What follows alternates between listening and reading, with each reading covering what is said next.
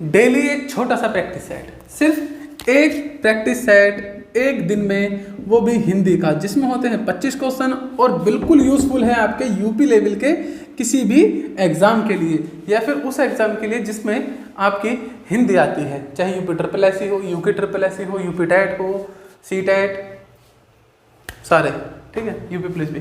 तो चलिए शुरू करते हैं आज का प्रैक्टिस सेट। स्वागत है आपका कॉम्पिटिशन एंड यू में, प्रतियोगिता और आप चाहे प्रतियोगिता कोई सी भी हो। तो आज का पहला क्वेश्चन है बच्चों, लिखा है शुद्ध वर्तनी वाला शब्द कौन सा है? शुद्ध वर्तनी वाला शब्द कौन सा है?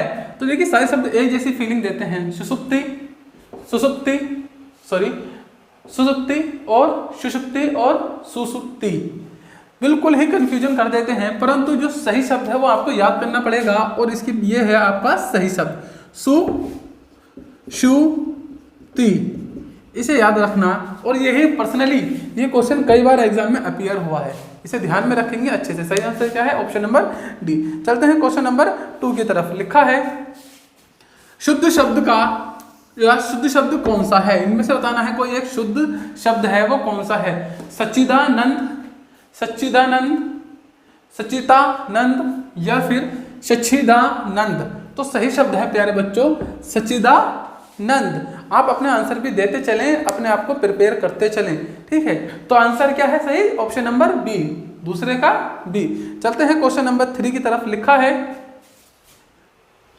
उत प्लस हार के योग से कौन सा शब्द बनेगा? देखिए यहाँ पर क्वेश्चन आया है हमारा संधि से, उत प्लस हार के योग से कौन सा शब्द बनेगा? तो उत प्लस हार के योग से कौन सा शब्द बनता है? आपने अगर संधि सीखी होगी तो उत प्लस हार, तो तय के बाद अगर है आ जाए, हमने सीखा था व्यंजन संधि में तय संबंधी नियम, तय के बाद यदि है हल आ जाए तो तय द में बदल जाता है और है ध में बदल जाता है। तो बताइए इन सब में से द और ध किसके अंदर है? दिख रहा होगा कि सर ऑप्शन नंबर डी में है, तो ऑप्शन नंबर डी ही इसका आंसर हो जाएगा। चलते हैं अगले क्वेश्चन की तरफ। आंसर साथ ही साथ देते चलें, प्रैक्टिस अच्छे से करें, सिर्फ ऐसा ना समझें कि करा दिया यूट्यूब पर देख लिया बस काफी है, आंसर देते चलें, जो गलत हो उसे ध्यान में रखें। क्वेश्चन नंबर 4 लिखा है द्रंचल का सही संधि विच्छेद कीजिए। अभी आपसे क्वेश्चन पूछा गया था संधि से संबंधित, अब फिर से एक संधि से संबंधित क्वेश्चन है, परंतु इस बार क्या है संधि विच्छेद दिया गया है और सही संधि आपको इसमें से बतानी है कि क्या इसका सही संधि विच्छेद होगा। यह है आपकी संधि और इसका संधि विच्छेद क्या बनेगा, आपको ये बताना है। तो देखिए गै लिखा है यहाँ, क्या लिखा है? गै। समझेंगे, देखिए चीजों को कैच करना सीखें। अब हम जानते हैं गै किससे बनता है, कैसे? व्यंजन संधि में सीखा है ना, कै अपने तीसरे वर्ण में परिवर्तित हो जाता है, या पहला वर्ण अपने तीसरे वर्ण में परिवर्तित हो जाता है, तो कै का गै बनता है। अब चारों ऑप्शनों में देखो कै किसके अंदर है? क्या इसके अंदर कै है? नहीं। क्या इसमें है? नहीं। क्या इसमें है? बिल्कुल भी नहीं है। किसमें है सर? ऑप्शन नंबर सी में है, तो ऑप्शन नंबर सी आंसर हो गया। तो आंसर देने का कितना आसान तरीका आपने देखा, और आप से इसका आंसर लगा सकते हैं। चलते हैं क्वेश्चन नंबर 5 की तरफ और देखते हैं कि इसमें आपको क्या मिलता है। लिखा है निम्नलिखित में से कौन सा शब्द स्त्रीलिंग है? आपको ये चैप्टर बहुत अच्छे से कराया गया है, स्त्रीलिंग बताना है।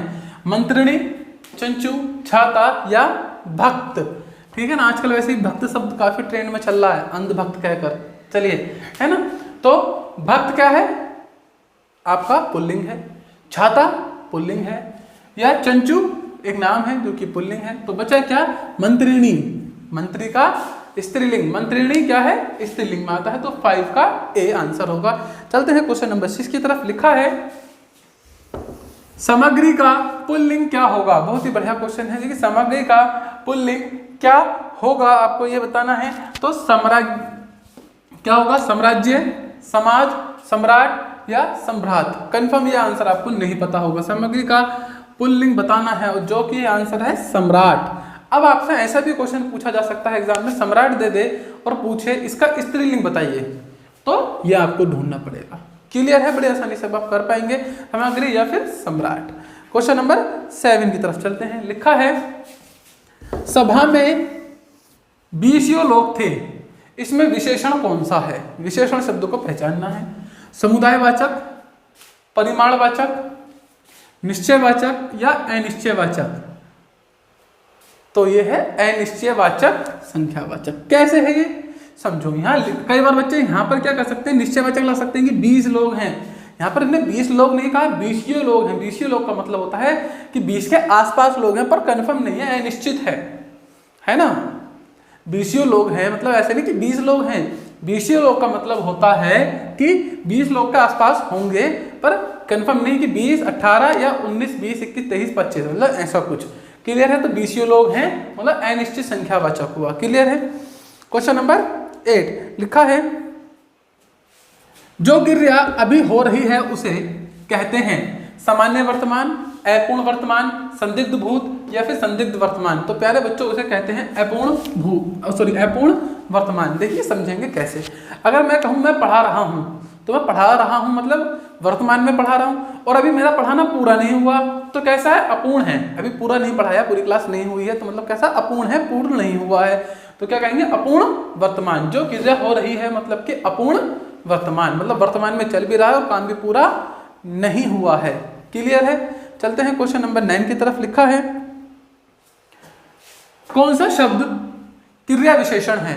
कौन सा शब्द क्रिया विशेषण है? तेज, पहला, बुद्धिमान या मीठा। तो ये जो है तेज शब्द जो है क्रिया विशेषण है। कैसा है? क्रिया विशेषण शब्द कौन सा है? तेज। Option number A. चलते हैं क्वेश्चन नंबर 10 की तरफ। लिखा है, कौन सा शब्द अलग अर्थ रखता है? मतलब कि चारों शब्द क्या हैं, एक जैसे होंगे। इन चारों में से 3 एक जैसे होंगे, कोई एक अलग है, वही बताना है।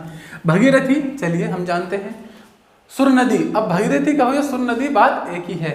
मंदाकिनी, फिर से एक ही बात है। क्लियर है। ये सब किसके साथ यूज होते हैं? सब गंगा के लिए यूज होते हैं।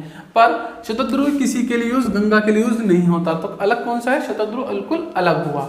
अगला है क्वेश्चन नंबर 11। लिखा है प्यारे बच्चों, प्रज्ञा चक्षु का अर्थ है, प्रज्ञा चक्षु का अर्थ है विद्वान, तीव्र दृष्टि, अंधा या बड़ी आंखें। बहुत ही अच्छा क्वेश्चन है और बिल्कुल नया क्वेश्चन है। तो सही आंसर है विद्वान। प्रज्ञा चक्षु को विद्वान भी कहते हैं। ऑप्शन नंबर ए इसका सही आंसर होगा। चलते हैं क्वेश्चन नंबर 12 की तरफ। लिखा है, अभ्यागत का अर्थ बताइए। अभ्यागत शब्द का अर्थ बताइए। स्वागत, शत्रु, अतिथि या मित्र। तो देखेंगे अभ्यागत का जो अर्थ होता है वो होता है अतिथि। ऑप्शन नंबर सी, अतिथि देवो भव। क्लियर है। तो अभ्यागत का जो सही अर्थ है वो क्या है? अतिथि। अपना आंसर पहले से सोच के रखें, कमेंट बॉक्स में हो सके तो आंसर दें। इससे क्या होता है कि इससे ये आप लगातार क्लास के साथ बने रहेंगे। कई बार मैं आपको एक परेशानी बता देता हूँ, कुछ बच्चों के इशू आता होगा जब ऑनलाइन क्लास देखते हैं हम लोग, तो हमें अक्सर नींद आने लगती होगी। ऐसा हर एक के साथ नहीं पर होता होगा। इसे बड़ा आराम से सुनना। हमें क्या होता होगा, नींद आने लगती होगी। तो ऐसे समय में आप लोगों के लिए सबसे अच्छी बात यह है कि आप जो सी भी क्लास, जिस चैनल से भी पढ़ रहे हैं, कोई सा भी चैनल है चाहे, ठीक है, तो आप अपने साथ अपना रजिस्टर, पेन लेकर बैठें। अगर आप करंट अफेयर की क्लास देख रहे हैं तो उसे नोट करते चलें। हिंदी की क्लास देख रहे हैं तो कमेंट बॉक्स में आंसर दें या फिर नोट करते हुए चलें क्वेश्चन भी, ठीक है ना। तो ऐसे में आपको नींद आने का सवाल ही नहीं उठता है। वास्तव में ही नींद आ रही होगी, नींद का समय हो गया हो तो बात अलग है। अन्यथा दिन में क्लास देख रहे हैं, शाम को 6 बजे क्लास देख रहे हैं, रात को शाम को 8 बजे क्लास देख रहे हैं, उस समय भी नींद आ रही है, नींद आने लगी देखते देखते, ऐसा हो जाए ना, झपकी आ जाती है। तो दैट मीन्स कि आप उसमें अटेंशन नहीं दे पा रहे, बिकॉज कि आप किसी को आंखों से देख रहे हैं और दिमाग आपका सोने लगा। लेकिन जब आप पेन का यूज़ करेंगे, रजिस्टर का यूज़ करेंगे, तो उस समय कहीं ना कहीं आपका नींद से माइंड डिस्ट्रैक्ट होगा और सिर्फ पढ़ाई में आपकी कंसंट्रेशन पावर बढ़ी रहेगी और एकाग्रता के साथ आप पढ़ पाएंगे। इसे करके देखना, ये 100% काम करता है। ये सिर्फ पढ़ने वाले बच्चों के लिए था जो पढ़ना चाहते हैं, ठीक है। आइए आ जाते हैं क्वेश्चन नंबर 13 को देखते हैं। लिखा है, चमू का समानार्थी शब्द है। अब पहली बात तो चमू के अर्थ नहीं पता होगा आदों को, चलिए देखते हैं। सेना, भोजन, शहर या पहाड़। तो भैया चमू का जो समानार्थी शब्द है वो है सेना। क्या है? सेना। जी हाँ, आप बिल्कुल सही सुन रहे हैं, क्या है? सेना। चलते हैं क्वेश्चन नंबर 14 की तरफ। लिखा है, शर्वरी का अर्थ है। फिर से बहुत ही शानदार टेस्ट है आज का, देख रहे होंगे आप। बिल्कुल मैं हर टेस्ट में अब अलग अलग लेवल के क्वेश्चन लाने की कोशिश कर रहा हूँ, जिससे कि ये भी पता चल जाए कि ये एक प्रश्न भी आता है और उस चीज को आप पढ़ लें। क्लियर है। तो शर्वरी का अर्थ है लड़की, दासी, शबरी या रात्रि। तो ये है रात्रि। रात्रि कहें या शर्वरी कहें, बात एक ही है। रात्रि, शर्वरी। यहाँ पर्यायवाची भी आप याद कर सकते हैं हल्का सा। चलिए चलते हैं क्वेश्चन नंबर 15 की तरफ। लिखा है, शाश्वत का विलोम क्या होगा? सदैव, अनश्वर, नश्वर या रहस्य में? तो जो शाश्वत है उसका है नश्वर। विलोम पूछा है, इसका विलोम क्या होगा? नश्वर। याद रखेंगे ऐसी चीजों को, बहुत अच्छा क्वेश्चन है ये भी। शाश्वत का विलोम होता है नश्वर। नश्वर मतलब जो नष्ट हो जाए। अगला है क्वेश्चन नंबर 16 लिखा है आगामी का विलोम शब्द है भविष्य। अब आने वाला है और भविष्य भी आने वाला होता है तो हो नहीं सकता। आगामी आने वाला, अतीत जो बीत गया है ना, तो ये भी नहीं हो सकता। आगामी विगत, ये बिल्कुल सही है। तीव्रगामी तो अलग ही हो गया, तो ऑप्शन नंबर सी। लेकिन मैं आपको यहाँ पर बता दूं, कुछ बच्चे ऑप्शन नंबर बी में भी टिक करके आएंगे एग्जाम के टाइम में। हो सकता है आपके मन में भी ये आया हो कि शायद बी ही ठीक है। पर एक चीज समझेंगे, जब हम विलोम शब्द पढ़ते हैं, वैसे तो मैं इस चीज सिखाऊंगा, तो हमें बहुत सारी चीजों का ध्यान रखना पड़ता है। अगर आपसे एक विलोम शब्द पूछा गया, लेकिन जो शब्द विलोम का दिया गया आपको, मान लीजिए कोई शब्द दिया गया, अगर वो शब्द विशेषण है, कैसा है? विशेषण है, तो आपको जिसका विलोम बताना होगा ना, तो वो विलोम शब्द भी क्या होना चाहिए? विशेषण शब्द होना चाहिए। शायद बात समझ में आ रही हो। ऐसा ना हो कि आपसे पूछा तो गया है, जो शब्द दिया गया है वो विशेषण है, लेकिन उसको आपने विलोम कौन सा ढूंढ लिया? संज्ञा शब्द। तो ये गलत हो जाएगा। वो देखने में तो प्रतीत हो रहा होगा, वैसे ही यहाँ पर कुछ है। क्लियर है? तो इसका आंसर क्या है? फिलहाल ऑप्शन नंबर सी, विगत। क्लियर है? आगामी का विगत होगा। क्वेश्चन नंबर 17 लिखा है जो गणना योग्य न हो, गणनीय, नगण्य, असंख्य या अधिगण्य, तो इसे कहते हैं असंख्य। जो गणना योग्य न हो, असंख्य। क्या कहेंगे? असंख्य कहेंगे। क्वेश्चन नंबर 18 लिखा है दूर की सोच रखने वाले के लिए एक शब्द। अनेक शब्दों के लिए एक शब्द वाला पोर्शन चल रहा है। दूर की सोचने वाले के लिए एक शब्द, दूरगामी, दूरदर्शी, भविष्यवक्ता या सूक्ष्म दृष्टा। इसे कहेंगे दूरदर्शी। दूर तक सोचने वाला, दूर तक देखने वाला। ऐसे नहीं झांक के दूर तक देखने, ऐसा वाला नहीं, दूर की सोच रहा है तो दूरदर्शी। क्वेश्चन नंबर 19 लिखा है मोक्ष की इच्छा करने वाला, मोक्ष की इच्छा करने वाला कहलाता है सन्यासी, तपस्वी, मुमुक्षु या फिर योगी। समझेंगे? सन्यासी, तपस्वी, मुमुक्षु या योगी। तो मोक्ष की इच्छा रखने वाले को मुमुक्षु कहते हैं, और ये क्वेश्चन भी बहुत ही इंपॉर्टेंट है, कई बार एग्जाम में अपेयर हुआ। क्या कहेंगे? मुमुक्षु। Option number C. चलते हैं क्वेश्चन नंबर 20 पर। लिखा है वीर पुत्र को जन्म देने वाली स्त्री के लिए एक शब्द है ना। वीर पुरुष की या वीर पुत्र को जन्म देने वाली स्त्री के लिए एक शब्द, वसुंधरा, माता, जननी, वीर प्रसू। बाहुबली को जन्म देने वाली माँ का नाम है ना, ऐसे कुछ है क्या? क्या कहेंगे? वीर प्रसू। क्या कहेंगे? वीर प्रसू। चलते हैं क्वेश्चन नंबर 21 की तरफ। लिखा है माथा ठनकना का अर्थ है उदास होना, नुकसान होना, सिरदर्द होना, शक होना। बहुत ही बढ़िया क्वेश्चन है और ये डेली लाइफ में भी यूज होता रहता है। माथा ठनकना। एक पिक्चर आई थी आर राजकुमार, शायद देखी हो। आर राजकुमार में भी एक शब्द यूज हुआ था, एक देखा होगा, कार जा रही थी है ना, और सोनू सूद उसमें विलन बने हुए थे। रियल लाइफ में तो हीरो नहीं है वो, पर उसमें विलन का किरदार उन्होंने निभाया था। तो कार में शाहिद कपूर बैठे हुए थे, तो उन्होंने देखा कि सामने एक पक्षी हवा में बैठा है, पर वो हवा में नहीं, तार पे बैठा हुआ था, तार दिख नहीं रहा था।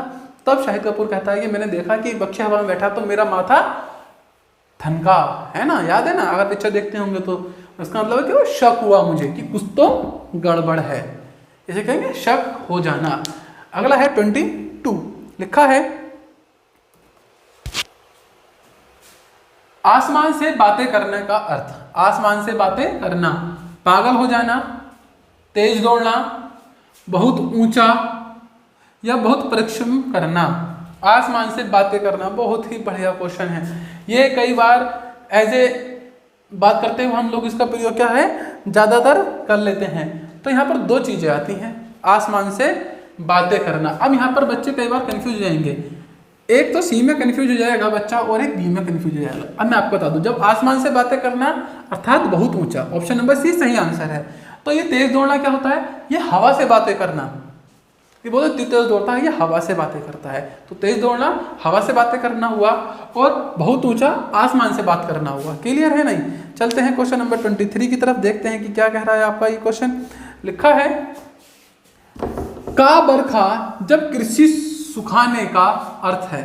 का बरखा जब कृषि सुखाने का अर्थ है काम कम लाभ, काम बिगड़ने पर सहायता व्यर्थ होना, बारिश का न होना, कृषि बिगड़ जाना। सही आंसर है ऑप्शन नंबर बी। का बरखा जब कृषि सुखाने, काम बिगड़ने पर सहायता व्यर्थ है। इसी के मिलती जुलती एक कहावत और है, अब पछतावे क्या होगा जब चिड़िया चुग गई खेत, है ना। तो कुछ ऐसा ही है कि अब बरखा का क्या फायदा, बारिश का क्या फायदा, अब तो खेती सूख गई है। खेती सूखने के बाद वर्षा हो क्या मिलेगा, कुछ भी नहीं। तो वो सहायता कैसी हो गई, व्यर्थ हो गई। क्वेश्चन नंबर 24 लिखा है हाथ न सूझना। हाथ को हाथ न सूझना का अर्थ है भ्रम में पड़ जाना, खोए रहना, घना अंधेरा होना या चोट लगना। इसे कहते हैं घना अंधेरा होना। हाथ को हाथ न सूझना मतलब कि इतना पास का भी नहीं दिख रहा जितना हाथ है। हाथ को हाथ न सूझना मतलब कि घना अंधेरा होना। हो सकता है यहाँ पर बच्चे कुछ गलत कर दें कि भ्रम में पड़ जाना, ऐसा कुछ। ऑप्शन क्या है, सी। चलते हैं क्वेश्चन नंबर 25 की तरफ। लिखा है थाली का बैंगन से क्या अभिप्राय है। सिद्धांतहीन व्यक्ति, गोल मटोल व्यक्ति, व्यक्ति नहीं लिखा, अच्छा छोरी, गोल मटोल, चौड़ा होना, अधिक चिकना। तो यह है सिद्धांतहीन व्यक्ति, मतलब जिसका कोई सिद्धांत नहीं है, कभी इस पाले में कभी उस पाले में। जैसे कि आजकल के हमारे नेता, जो सी पार्टी जीत रही होती है उसी पार्टी में जाकर अपना वर्चस्व रखते हैं। इससे अच्छा तो वो लोग हैं जो विपक्ष में बैठकर बातें करते हैं, चाहे बुराई करें पर विपक्ष में बैठ के अपने आप को मजबूत तो कर रखा है। चलिए खैर, मेरा विषय से समझाना नहीं है। तो ये थे आज के आपके 25 क्वेश्चन। आई होप सो मजा आया। और मजा आता तो चैनल को लाइक शेयर सब्सक्राइब करें, प्लीज शेयर करें ज़्यादा से ज़्यादा। और पहली बार चैनल पे आते हैं तो सब्सक्राइब भी कर लिया करें, कुछ नहीं जाता है, स्टडी है, फ्री में मिल रहा है इतना कुछ, तो कर सकते हैं। मिलते हैं आपसे अगली क्लास में, तब तक के लिए बाय बाय, आपका दिन शुभ हो।